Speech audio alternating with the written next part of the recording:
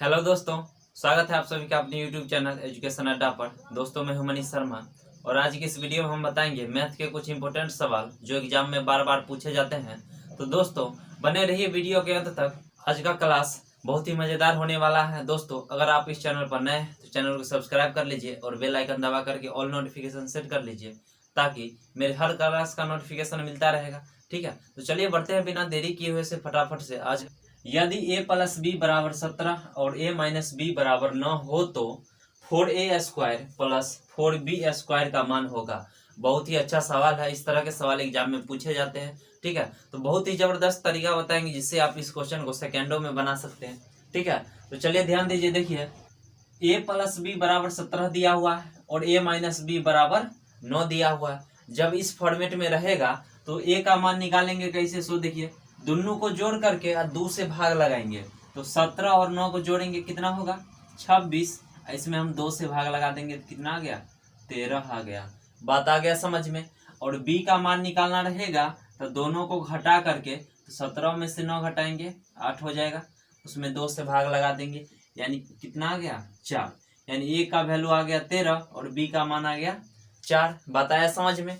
अब देखिए सवाल में पूछा है 4a² तो 4 गुना a का वैल्यू कितना है 13 और 13 का स्क्वायर कितना होता है 169 प्लस 4b² है तो देखिए b का वैल्यू कितना है 4 है। 4 का स्क्वायर कितना हो जाएगा 16 हो जाएगा। क्लियर है, यहाँ तक कोई दिक्कत नहीं है। अब देखिए 4 गुने 169 प्लस 4 गुने 16 है तो देखिए 4 दोनों में है तो कॉमने ले लेते हैं गुना। अब देखिए 169 बच गया और इधर 16 दोनों को ऐड करेंगे तो कितना होगा 185। बात आ गया समझ में। क्लियर है।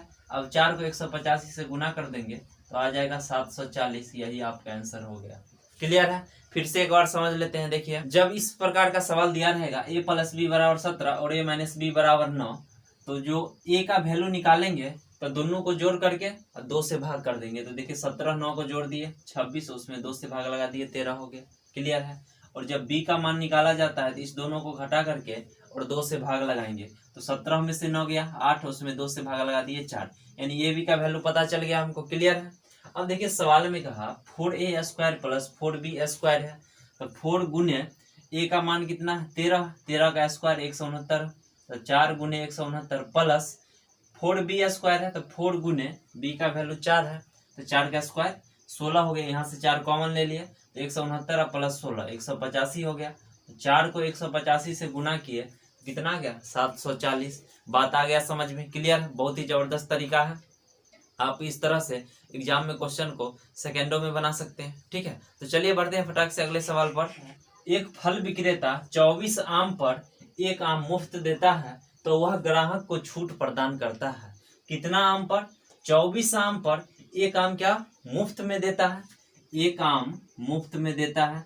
कितना आम पर 24 आम पर 1 आम मुफ्त में देता है तो टोटल आम उसको कितना दिया होगा 25 गो आम। 24 गो आम और 1 मुफ्त वाला यानी 25 गो। तो देखिए 1 आम मुफ्त दिया था उसको ऊपर में लिखेंगे और टोटल आम कितना हो जाएगा 24 गो ये और 1 ये यानी 25 उसको नीचे में लिखेंगे 25 और प्रतिशत के लिए 100% से गुना कर देंगे।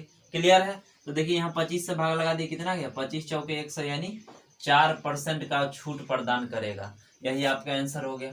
बात आ गया समझ में। फिर से एक बार समझिए। देखिए कहा एक फल विक्रेता 24 आम पर 1 आम मुफ्त देता है 1 आम मुफ्त देता है। ठीक है, 24 आम पर तो टोटल आम कितना हुआ 25 गो ना। तो देखिए 1 को ऊपर में लिखेंगे मुफ्त वाला को टोटल वाला को नीचा में 1/25 और प्रतिशत के लिए 100% से गुना। यहाँ से कितना आ गया 4% यानी ग्राहक को 4% का छूट प्रदान करता है। क्लियर है। बात आ गया होगा समझ में। तो चलिए बढ़ते हैं फटाक से अगले सवाल पर। एक समबाहु त्रिभुज की ऊंचाई क्या होगी जिसकी प्रत्येक भुजा 4 सेंटीमीटर है। बहुत ही आसान सवाल है। देखिए इसको समझते हैं। एक समबाहु त्रिभुज है जिसकी प्रत्येक भुजा 4 सेंटीमीटर है यानी ये भी 4 सेंटीमीटर हो जाएगा। ठीक है, ये भी 4 सेंटीमीटर और ये भी 4 सेंटीमीटर। तो पूछ क्या रहा है समबाहु त्रिभुज की ऊंचाई यानी ये पूछ रहा है ऊंचाई क्या होगा। बात आया समझ में। अब देखिए ऊंचाई बराबर क्या होता है √3/2 गुने भुजा। क्लियर है। अब देखिए √3/2 गुने भुजा कितना है 4 है 4 सेंटीमीटर तो 2 से भाग लगा दिए 2 दूनी 4 यानी कितना आ गया 2√3, यही आपका आंसर हो गया। आ गया होगा समझ में, ठीक है। तो चलिए फटाक से बढ़ते हैं अगले सवाल पर। 30% एल्कोहल विलयन के 6 लीटर में 1 लीटर शुद्ध एल्कोहल मिलाने पर विलयन में जल का कितना प्रतिशत होगा। बहुत ही अच्छा सवाल है, ठीक है। देखिए क्या कहा, जो 30% एल्कोहल विलयन के 6 लीटर में, ठीक है, 30% एल्कोहल है तो जल कितना हो जाएगा 70%। तो जल का मात्रा निकाल लेते हैं। देखिए सवाल में क्या कहा, 30% एल्कोहल विलयन के 6 लीटर में, 6 लीटर में 30% एल्कोहल है तो जल हो जाएगा 70%। बात आ गया समझ में। 70 और प्रतिशत के लिए बट्टा में 100, क्लियर है। 0 से 0 कट गया, गुना करेंगे, ठीक है।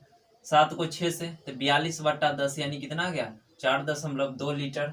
बात आया समझ में। फिर से समझिए, देखिए 30% एल्कोहल विलयन के 6 लीटर में, यानी 6 लीटर में 30% एल्कोहल है तो 70% जल होगा। तो 6 का 70% 4.2 लीटर क्या है जल है। अब देखिए क्या कहा, 1 लीटर शुद्ध एल्कोहल मिलाने पर, तो सिर्फ एल्कोहल मिलाया जाता है, ठीक है, जल पर तो कोई फर्क नहीं पड़ता है। तो जल तो इतना ही रहेगा 4.2 लीटर ही, लेकिन 6 लीटर था उसमें 1 लीटर शुद्ध एल्कोहल और मिला देंगे तो टोटल कितना लीटर हो गया 6 1 7 लीटर।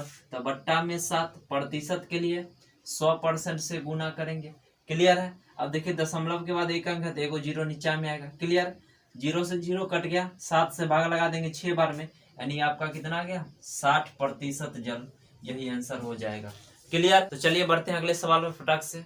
एक व्यक्ति ने एक वस्तु 20% हानि पर बेची, यदि वह उसे 200 रुपया ज्यादा पर बेच पाता तो उसे 5% का लाभ मिला होता।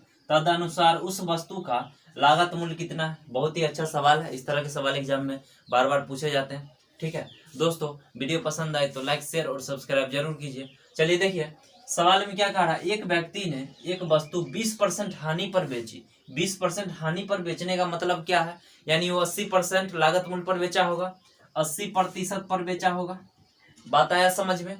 देखिए सवाल कहा, एक व्यक्ति ने एक वस्तु 20% हानि पर बेचा है, यानी लागत मूल्य के 80% पर वो बेचा होगा, क्लियर है।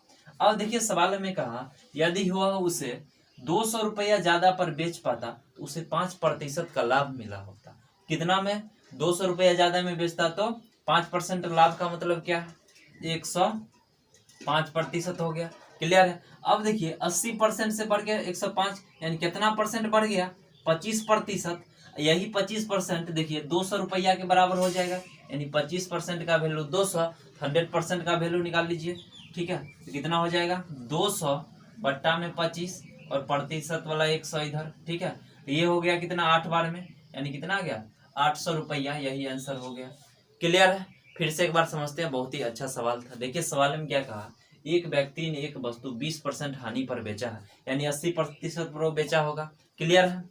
अब देखिए कहा, यदि वह उसे 200 रुपया ज्यादा पर बेच पाता तो 5% का लाभ होता, ठीक है। 5% लाभ का मतलब क्या है 105% हो जाएगा। अब देखिए यहाँ में प्रतिशत में कितना ज्यादा हो गया, पहले 80 था अब 105, यानी 25% ज्यादा हो गया। और रुपया में 200 तो 25% का वैल्यू 200 हो गया। 100% का निकाल दिया, कितना आ गया 800 रुपया आ गया, क्लियर है। तो चलिए बढ़ते हैं अगले सवाल पर। क्वेश्चन है, दो संख्याओं का गुणनफल 45 और उनका अंतर 4 है तो संख्याओं के वर्ग का योगफल है। बहुत ही अच्छा सवाल है, जब भी इस तरह के सवाल पूछे जाएगा तो देखिए गुणनफल 45 है दो संख्या का, तो एगो x मान लेते हैं, दूसर का संख्या y, ये दोनों का गुणनफल कितना दिया हुआ है 45 दिया हुआ है, क्लियर है।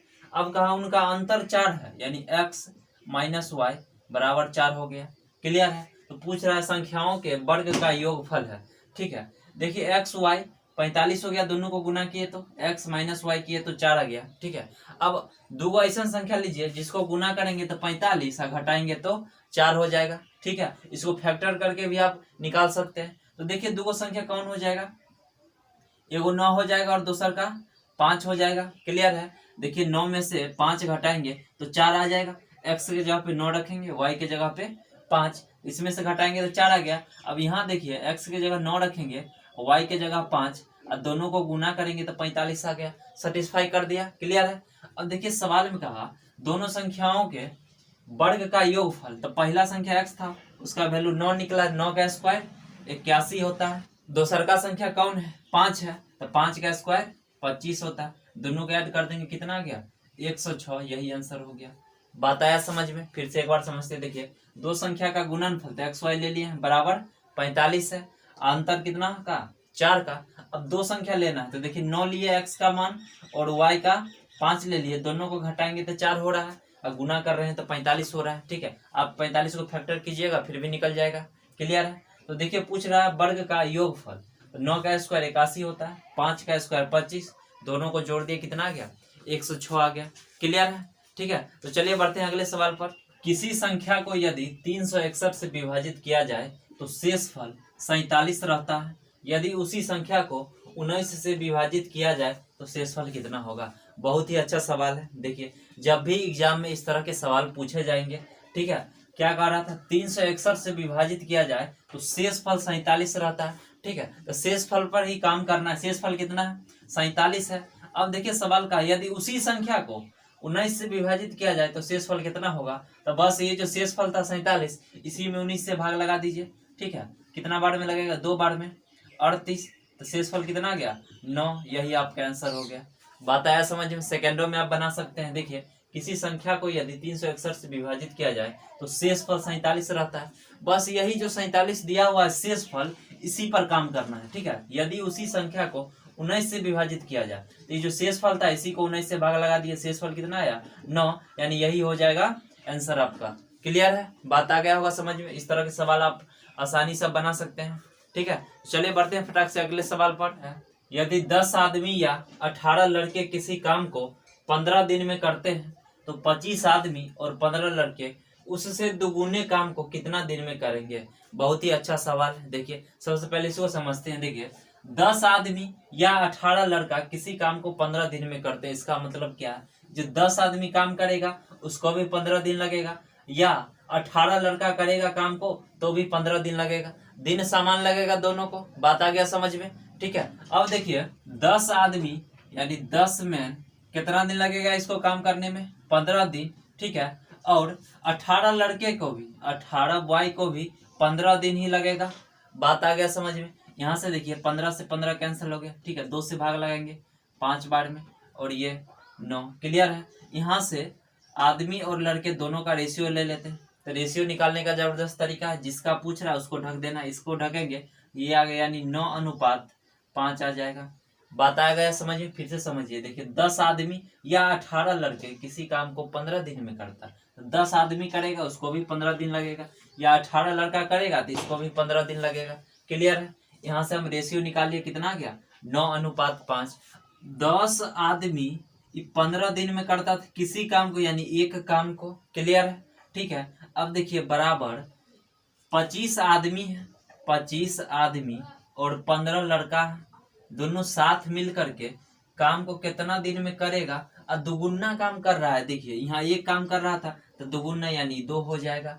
बात आ गया समझ में? ठीक है, अब देखिए यहाँ से सबका वैल्यू पता है, बस रख देना है। तो ये 10 गुने मैन का रेशियो कितना 15, 10 गुने 9 गुने 15। ठीक है, अब अट्टा में एक काम कर रहा था। अब देखिए यहाँ से 25 गुना मैन 9 हो जाएगा, इसका वैल्यू 15 गुना देखिए y का वैल्यू कितना है 5 है, इसमें रख दीजिए। क्लियर है?